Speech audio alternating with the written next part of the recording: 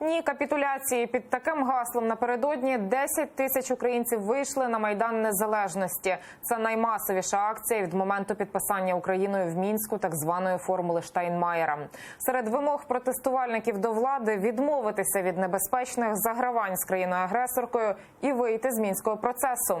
Завітали протестувальники і на Банкову, до Офісу президента, і до Верховної Ради. Як все відбувалося, бачив Олександр Панченко. Ніякої партійної символіки, лише національні прапори майорять на Майдані Незалежності.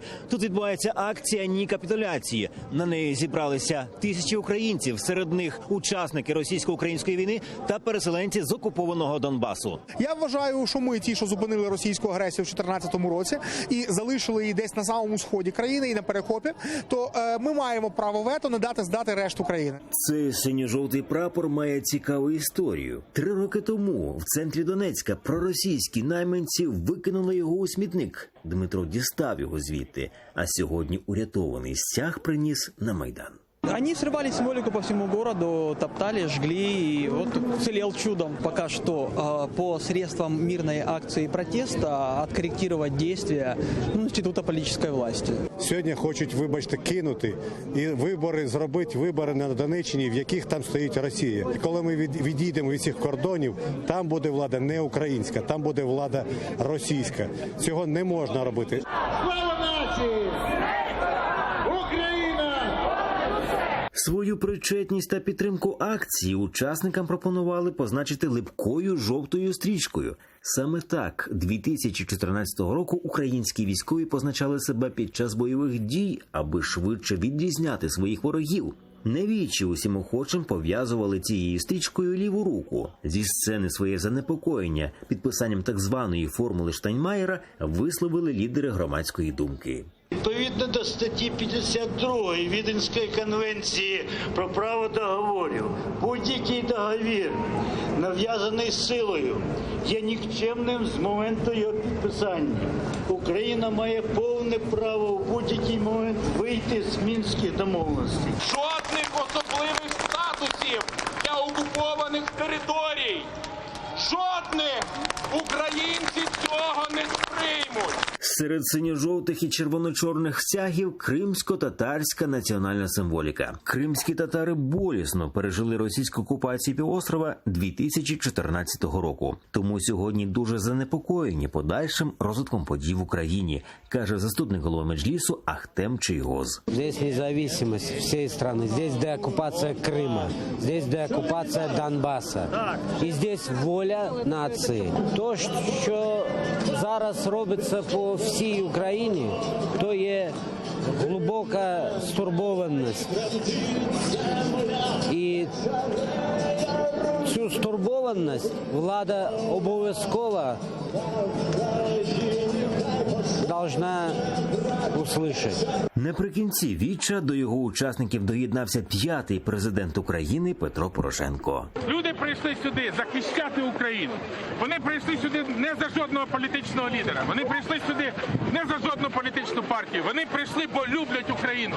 І ці люди, які сьогодні тут зібралися, мають право бути почутими. На чолі колони, що вишикувалася на Інститутській, запалили фаєри і вирушили до Офісу президента, Верховної Ради, Кабінету міністрів. Висловили вимогу відправити у відставку голову президентського офісу Андрія Богдана. Той майже відразу відреагував на заклик у соцмережі і акцію назвав проплаченою. Розмістив скрини розсилок нібито організаторів, де пропонують за участь у вічі 100 гривень за годину. Підсумували віче зверненням до влади, головний меседж якого – не ухвалювати рішень, які б спричинили капітуляцію перед ворогом. Жодних порушень громадського порядку під час віча поліція не зафіксувала. Аналогічні акції відбулися по всій країні. Наступного разу учасники закликали усіх зібратись за тиждень на День захисника України 14 жовтня.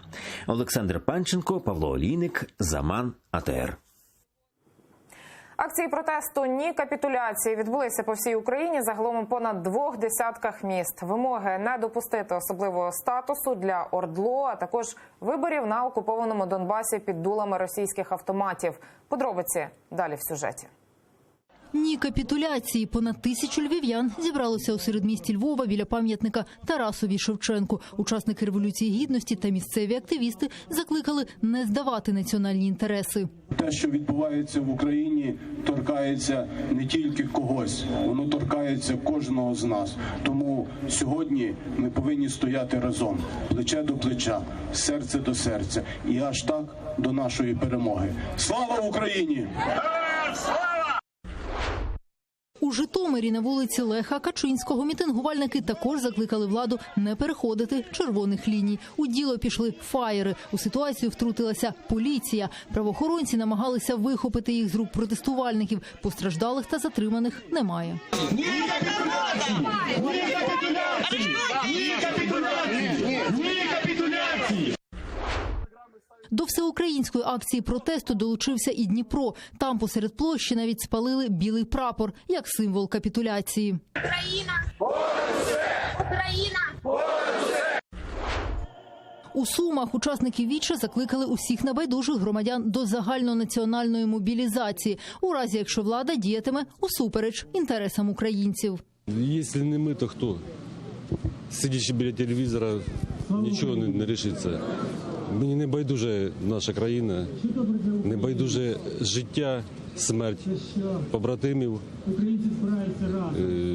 людей, які там на Донбасі. У Херсоні учасники віча «Ні капітуляції» закликали голову облради зібрати позачергову сесію та звернутися до президента не допустити реалізації формули Штайнмаєра. Раніше Тернопільська, Львівська і Хмельницька обласні ради звернулися до президента та висловили свої обурення формулою Штайнмаєра. Також проти неї виступили Івано-Франківська обласна рада та Сумська міськрада. Мітинг проти реалізації формули Штайнмаєра відбувся і у Кривому Розі, рідному місті президента Володимира Зеленського.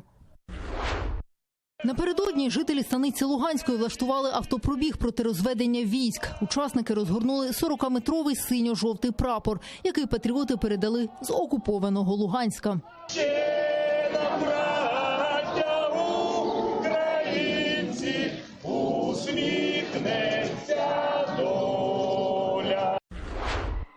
У Золотому, де планують відводити українські війська, жителі ладні під танки лягати, щоб цього не робили.